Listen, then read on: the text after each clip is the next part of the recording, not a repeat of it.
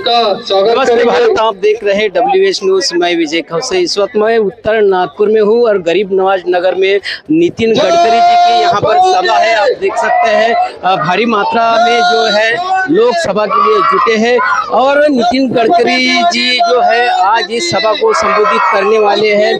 बड़ी मात्रा में जो बड़ी भारी संख्या में जो है नितिन गडकरी जी ने चुनकर लाने का ऐलान किया है। मैं मंच की और आपको बताऊंगा नितिन जी गडकरी, इनका स्वागत हो रहा है और एक ही विनती की है कि नितिन गडकरी जी ने कि भारी संख्या में मुझे चुनकर लाइए। आइए सुनते हैं नितिन गडकरी जी का भाषण में नितिन गडकरी जी ने क्या कहा है। और इस 10 साल में मैंने नागपुर में कम से कम एक काम जो पूरे हुए हैं और कुछ शुरू है, इतने कार्य करने का मुझे सौभाग्य मिला। नागपुर शहर में पिछले 10 साल से पानी के लिए कोई मोर्चा नहीं निकला। एक बात जरूर है, जो अनधिकृत लेआउट है वहाँ टैंकर से पानी पहुँचाना पड़ता था, पर वहाँ भी अब पाइपलाइन डालकर हमने टाकियाँ बनाई है और 10 टाकियों का उद्घाटन होगा। अभी 60% तक पानी मिला है, इसके बाद 100% लोगों को 24 घंटे पानी मिलेगा, ये विश्वास मैं आपको देना चाहूँगा। नागपुर शहर एजुकेशनल हब बन गया है। हमने भांडेवाड़ी में जहाँ कचरा डालते थे, वहाँ सिम्बोसिस की वर्ल्ड यूनिवर्सिटी 450 करोड़ रुपए की उन्होंने बनाई है। वहाँ सभी प्रकार के कैसे कोर्सेस है, ब्यूटी पार्लर से लेकर हेयर कटिंग से लेकर MBA लॉ तक सब प्रकार के हैं, ताकि हमारे बच्चों को अच्छी तालीम मिले। इतना ही नहीं तो उसी के बाजू में अब हमने तय किया कि हमारे देश की 5 शिक्षा संस्था में एक नर्सिंग मुंगजी करके शिक्षण संस्था है, उसको भी हमने लाया है और KG से PG तक वो भी वहाँ संस्था शुरू करने जा रहे हैं। नागपुर शहर में 48 इंजीनियरिंग कॉलेजेस है, 5 मेडिकल कॉलेज है, IIM है, ट्रिपल IIT है। इतना ही नहीं तो लॉ स्कूल है इंटरनेशनल। और मुझे सबसे बड़ी चिंता अगर कोई है तो नागपुर की गोर गरीब जनता के बेटों को रोजगार कैसे मिले, ये सबसे बड़ी चिंता है। हमने मिहान प्रकल्प की शुरुआत की। आज 68,000 युवाओं को मिहान में डायरेक्ट काम मिला है। मेट्रो में 13,000 युवाओं को मेट्रो में काम मिला है और बुटीबोरी और हिंगना MIDC में 80,000 युवाओं को काम मिला है। मैं आपको वचन देता हूं कि दिसंबर महीना समाप्त होने के पहले मिहान में 1 लाख युवाओं को काम मिलेगा, वो आंकड़ा पूरा हो जाएगा। और अगले 5 साल में मैं मिहान में फिर से 5 लाख 1 लाख नए रोजगार निर्माण करेंगे और विदर्भ में कम से कम 5 लाख रोजगार निर्माण करेंगे, ये मैं आपको वचन देता हूँ। आज नागपुर शहर एजुकेशन हब बना, टूरिज्म का हब बना, टाइगर कैपिटल नागपुर है, विश्व से लोग देखने के लिए आते हैं। कंक्रीट के रोड बने हैं, ब्रिजेस बने हुए हैं, पानी की व्यवस्था हुई है। और आप आशीष जायसवाल जी बैठे हैं, ये हमारे रामटेक विधानसभा से आते हैं, तो मुझे कहते थे कि नागपुर को जो पानी मिलता है पेच का, उसके कारण हमारे किसानों को पानी नहीं मिलता। हमने नागपुर में जो आप टॉयलेट में पानी डालते हैं, उस पानी को शुद्ध करके कोराड़ी और खापरखेड़ा को 300 ml पानी दिया, जिसके कारण नागपुर महानगर पालिका को 300 करोड़ रुपए साल के मिलते हैं। अब बचा हुआ पानी रामटेक क्षेत्र के हमारे किसानों को टेल एंड तक मिलता है, ताकि उनका भी भला हुआ है। नागपुर शहर में म्यूजिकल फाउंटेन से लेकर जो वर्ल्ड में सबसे अच्छा है, सबसे बेस्ट करके उसका रेटिंग हुआ। नागपुर शहर का चौफेर विकास हुआ। मुझे इस बात की खुशी है कि मुझे ये विकास के साथ मैं नागपुर शहर की जनता को अपना परिवार मानता हूँ।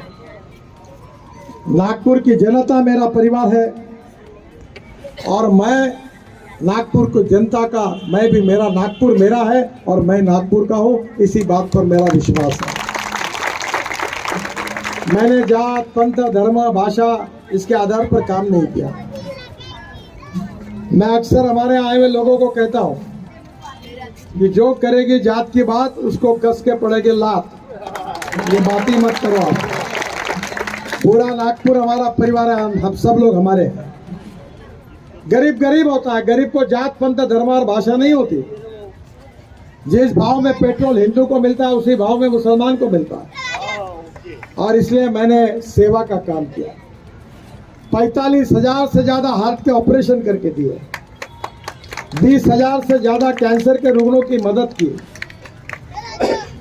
350 लोग ऐसे थे जो स्ट्रेचर पे थे, जिनको पैर नहीं थे, जर्मनी से उनको पैर लगा के दिए, अनेक मुस्लिम समाज के भी है। अभी सोलर पर चलने वाली ट्राइसिकल लोगों को बांटी। वयोश्री योजना में 40,000 सीनियर सिटीजन को और दिव्यांगों को साहित्य बांटा किया। दिव्यांगों के लिए पूर्व नागपुर में दिव्यांग पार्क बनाया। कभी जात पात पंथ धर्म भाषा मैंने देखी नहीं। और इसलिए मैं आपसे अपील करना चाहता हूं कि आपने जो कुछ काम देखा है वो तो केवल ट्रेलर है, असली फिल्म शुरू होना बाकी है। अगर आपके आशीर्वाद से फिर से अभी मैं चुन कर आऊंगा तो नागपुर के युवाओं को, ज्यादा से ज्यादा युवाओं को रोजगार कैसे मिले, नागपुर सुंदर स्वच्छ प्रदूषण मुक्त शहर के रूप में दुनिया का पहला नंबर का शहर कैसे बने, इसके लिए मैं कोशिश करूंगा। मुझे बहुत खुशी है कि इस शहर में शिक्षा के कारण लड़के पढ़ रहे हैं। आपको आश्चर्य होगा कि मैं जब विधायक था तो मुझे इंजीनियरिंग कॉलेज मिला। इंजीनियरिंग कॉलेज बाकी नेताओं के पास भी engineering college, medical college, DEd college, BEd college, प्राथमिक शाला सब कुछ है, पर मुझे मिला हुआ इंजीनियरिंग कॉलेज मैंने अंजुमन इस्लाम को दे दिया सदर में। और आज मुझे बताते हुए खुशी हो रही है कि उस कॉलेज से आज तक 15,000 मुस्लिम लड़के और लड़कियां इंजीनियर बनी है। इसका मुझे सौभाग्य मिला, ये मेरे लिए खुशी की बात है। मैं बचपन में जब नागपुर में घूमता था तो साइकिल रिक्शा में बैठता था। तब साइकिल रिक्शा चलाने वाले दलित समाज और मुस्लिम समाज के टेका के ज्यादातर लोग रहते थे। मैं मंत्री बना और मैंने तय किया कि ये अमानवीय प्रथा, मानवीय शोषण की प्रथा है, इसको समाप्त करना है। आदमी आदमी को खींचता है। बंगाल में आदमी आदमी को रिक्शा जैसा खींचता था। मैंने ये प्रथा बंद करने का संकल्प किया और देश में मैकेनिक्स ड्रिवन ई रिक्शा लाई। और मुझे खुशी है कि जो 1 करोड़ लोग, जिसमें से 70 से 80% दलित और मुस्लिम समाज के थे, जिनका शोषण हो रहा था, उनको मुक्ति मिली। आज हमारी बहनें भी ई रिक्शा चला रही है और ई कार्ट चला रही है। 1 क्विंटल का माल उसके ऊपर जाता है। इनको मुक्ति देने का काम मैंने किया। ये मेरे जीवन का सबसे बड़ा काम है। कोविड का समय आया, ऑक्सीजन नहीं था। मैंने अनेक दवाखानों में ऑक्सीजन के प्लांट लगा के दिए। एम्स, मेयो, हमारे मेडिकल कॉलेज, अनेक प्राइवेट डॉक्टर को ऑक्सीजन के प्लांट लगा दिए। 500 वेंटिलेटर बांटे, पूरे विदर्भ में बांटे, ऑक्सीजन कॉन्सेंट्रेटर बांटे। और जब ऑक्सीजन नहीं था तो हवाई जहाज लाया नागपुर में, हवाई जहाज में ट्रक डाला। हमारे प्यारे खान को जिम्मेदारी दी थी और वो ट्रक भुवनेश्वर और विशाखापट्टनम गए, वहाँ से ऑक्सीजन लेकर आए। और जब ऑक्सीजन आता था तो डॉक्टर बोलते थे कि अगर अभी 2 घंटे में नहीं आएगा तो लोगों की जान चली जाएगी। हमने ऑक्सीजन लाया, नागपुर शहर में नहीं पूरे विदर्भ को ऑक्सीजन दिया और हजारों लोगों की जान बचाने का काम किया। कोई जात पंथ धर्म भाषा नहीं। चुनाव का टाइम आता है तो कांग्रेस के लोग नई नई बातें करते हैं। वो कहते हैं कि हम बाबा साहब का संविधान बदलने वाले हैं। अरे संविधान बदल ही नहीं सकता। केशवानंद भारती केस में सुप्रीम कोर्ट के 7 जजेस के सामने निर्णय आया है कि salient features of the constitution can not be change. जो मूलभूत तत्व है संविधान के वो बदल नहीं सकते। लोकतंत्र, समाजवाद, धर्मनिरपेक्षता, fundamental right, freedom of speech, ये बदल ही नहीं सकते। पर कुछ कॉन्स्टिट्यूशनल अमेंडमेंट से कुछ कानून बदल सकते हैं। कांग्रेस ने 80 बार संविधान तोड़ने का पाप किया है और अब सभा में आकर हमारे खिलाफ आप में जहर डालकर दलित समाज को भड़का रहे और कह रहे कि ये भाजपा वालों को 400 सीटें मिलेगी तो संविधान बदल देंगे। बहनों और भाइयों, दीक्षा भूमि का काम पूरा मेरे समय मैंने पूरा किया। बाबा साहब अंबेडकर का म्यूजियम चिचोली का, उसको हमने पैसे दिए। माता कचहरी की जगह दी। ड्रैगन टेम्पल को 200 करोड़ दिए। और सबसे बड़ी बात, भगवान गौतम बुद्ध का जहाँ जन्म हुआ था, जहाँ उनको ज्ञान प्राप्त हुआ था, जहाँ उनका देहावसन हुआ था, ऐसे 5 जिलों को 22,000 करोड़ रुपए खर्चा करके मैंने बुद्ध सर्किट बनाया ताकि दुनिया के लोग भगवान गौतम बुद्ध का दर्शन लेने आते, उनकी सुविधा करके दी। ताजबाग का सौंदर्यीकरण किया। बहनों और भाइयों, हमने कभी जात, पंथ, धर्म, भाषा के आधार पर भेदभाव नहीं किया। मैं तो लोगों को यह कहता हूं कि जो हमको वोट देगा उसका भी काम करेंगे और जो नहीं देता उसका भी काम करेंगे। मुझे मालूम है पिछले बार, आजकल सब पता चलता है किसने वोट दिए। तुम्हारे वार्ड से मुझे वोट नहीं मिले थे। मैं चाहता तो कंक्रीट रोड नहीं बनाता, ये लाइट नहीं लगाता आपके यहाँ, पानी की पाइपलाइन नहीं डालता, पर मैंने ऐसा कभी नहीं किया। मैं आपको विश्वास दिलाना चाहता हूं कि जो वोट देगा उसका भी काम करूंगा, जो नहीं देगा उसका भी काम करूंगा, क्योंकि आपका अधिकार। मुझे उसके बारे में कोई तकरार नहीं है और मैं ये चुनाव जीतने वाला हूं, उसके बारे में मेरे मन में संशय नहीं है। पर मैं आपको एक बात कहूंगा कि मैंने 7 वर्ल्ड रिकॉर्ड बनाए और 9 डॉक्टरेट डिलीट्स मुझे मिली, जो मैंने कभी एक्सपेक्ट नहीं की थी।